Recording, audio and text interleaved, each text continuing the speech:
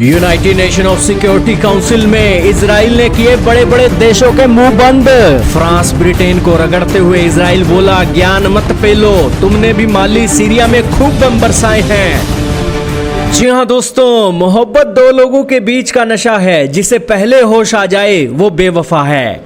आज इजराइल को बेवफा साबित करने को तुले हुए हैं यूरोप के देश, लेकिन इजराइल ने कतर को भी जवाब दिया और इन बेवफा सनम फ्रांस और ब्रिटेन को भी United nation of security council के अंदर रगड़ के रख दिया और टेररिज्म को पे बैक करना होगा और दुनिया के अंदर आतंकियों के लिए कोई सेफ हेवन नहीं है। इजराइल ने साफ स्पष्ट शब्दों के अंदर दुनिया के देशों को संकेत दे दिया।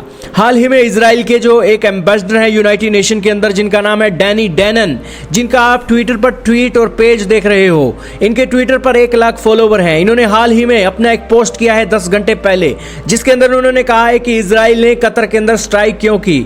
10 मिनट से ज्यादा की स्पीच है, कृपया आप इसे लिसन करें। और United nation of security council के अंदर मैंने जो जवाब दिए हैं, जो कि प्राइम मिनिस्टर ऑफ कतर के एक रिस्पॉन्स में एक आए हैं, वो आप सुनिए।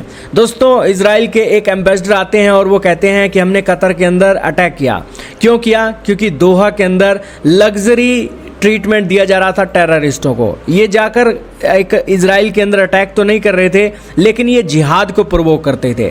उन्होंने तस्वीरें भी दिखाई हमास के आतंकवादियों को, जो लाइव टेलीविजन के ऊपर अपनी एक वीडियो बनाकर दिखा रहे थे कि देखिए हमने कितना बड़ा मार्का मारा है।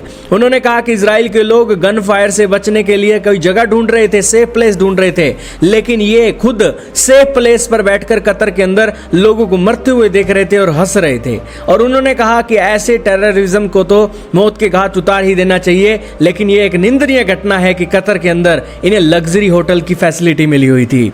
फिर दोस्तों क्या हुआ, इजराइल के एम्बेसडर बोलने लगे और उन्होंने कहा कि टेररिज्म होता क्या है, मैं United nation of security council के अंदर आपको बताता हूं।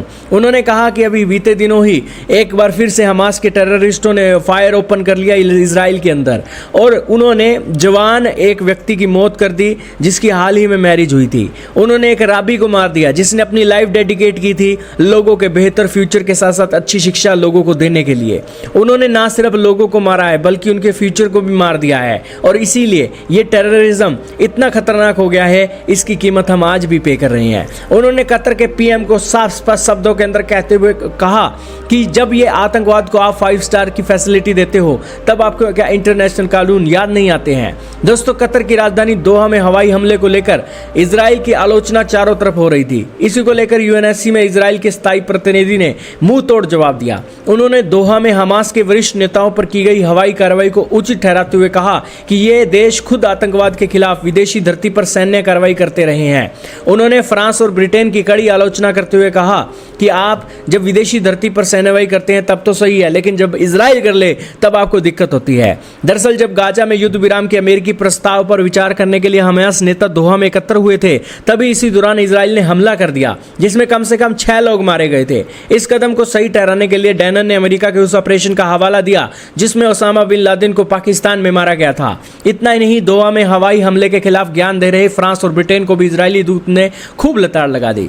डैनन ने कहा कि जब पाकिस्तान में बिन लादेन को खत्म किया गया, तब किसी ने सवाल ये नहीं पूछा कि विदेशी धरती पर आतंकवादियों को क्यों निशाना बनाया गया। आज भी ऐसा ही होना चाहिए। जब बिन लादेन के लिए कोई छूट नहीं थी, तो हमास के लिए भी कोई छूट नहीं हो सकती। उन्होंने जोर देकर कहा कि हम बिन लादेन अमेरिका के अंदर जाकर अटैक नहीं किया, उसने जिहाद की आग फैलाई और अमेरिका को टारगेट करने के उसने एक बातें बोली। आज ये हमास के टेररिस्ट भी दोहा कतर के अंदर बैठकर इजराइल को फूकने और आग लगाने की बातें करते हैं। यही कारण है कि इसके साथ भी लादेन जैसा ट्रीटमेंट होना चाहिए। उन्होंने जोर देकर कहा कि इजराइल का ऑपरेशन आत्मरक्षा में किया गया है, इसका उद्देश्य केवल हमास के आतंकियों को निशाना बनाना था, ना कि कतर को। डैनन ने फ्रांस और ब्रिटेन को सीधे निशाने पर लेते हुए कहा कि फ्रांस ने माली, चाड, बुर्किना फासो और मार्टानियो में आतंकवादियों के खिलाफ कार्रवाई की है और उन्होंने विदेशी धरती पर बमबारी की है। ब्रिटेन ने इराक और सीरिया में इस्लामिक स्टेट्स के खिलाफ हवाई हमले किए हैं। क्या तब दुनिया ने उनकी निंदा नहीं की? नहीं की। लेकिन जब इजराइल आतंकवाद के खिलाफ कदम उठाता है, तो ये सहयोगी देश यूएन में हमें सबक सिखाने लगते हैं। इसलिए दोस्तों, सैयद अहमद की ये 2 लाइनें आपको एक बेहतरीन लगी होंगी, जिसके अंदर सैयद अहमद कहते हैं, मोहब्बत 2 लोगों के बीच का नशा है, जिसे पहले होश आ जाए वो बेवफा है। और यही कारण है कि इजराइल को होश आ गया है और उसे पता है अमेरिका ने फॉरेन सॉइल के अंदर क्या किया, फ्रांस फ्रांस ने फौरन सोहेल के अंदर क्या किया, और पाकिस्तान के आतंकवादी भी सीमाओं का उल्लंघन करके भारत में आतंकवादी हमला करके आते हैं। और इजराइल ने यह भी कहा कि हूतियों ने भी सीमाओं का उल्लंघन करके इजराइल पर एक मिसाइलें दागी हैं, ईरान ने भी सीमाओं का उल्लंघन करके इजराइल पर मिसाइलें दागी हैं। तो यहां पर रोना मत रहो कि संप्रभुता का उल्लंघन हो गया है।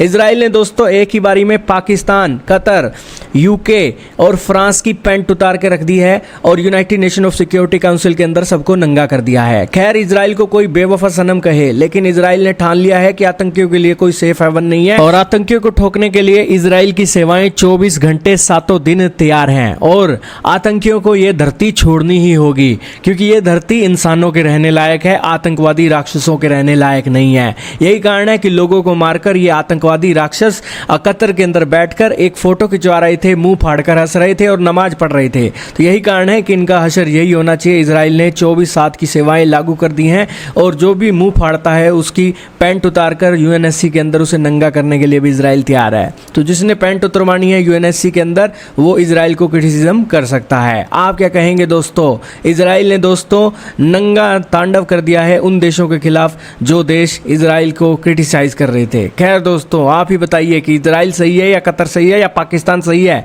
या फिर ये देश सही है जो इजराइल को क्रिटिसाइज कर रहे हैं।